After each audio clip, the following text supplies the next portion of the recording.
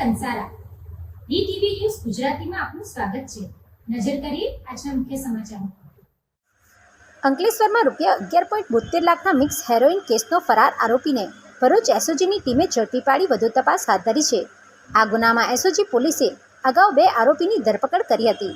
અંકલેશ્વર શહેર 2 division police મથકમાં નોંધાયેલ ₹11.72 લાખના મિક્સ હેરોઇનના મુદ્દામાલ સંબંધિત એનડીપીએસ એક્ટના ગુનામાં ફરાર આરોપીને ભરૂચ એસઓજીની પોલીસે ઝડપી પાડી કાયદેસરની કાર્યવાહી હાથ ધરી છે। એસઓજીની ટીમે મળેલી બાતમીના આધારે ભરૂચના ભોલાવ એસટી ડેપો નજીક રોડ પરથી અંકલેશ્વરના લક્ષ્મણનગરમાં રહેતા ફરાર સંતોષ જોગેશ્વર યાદવને ઝડપી પાડ્યો હતો। એસઓજીની ટીમે આ ગુનામાં અગાઉ 2 આરોપીની ધરપકડ કરી હતી।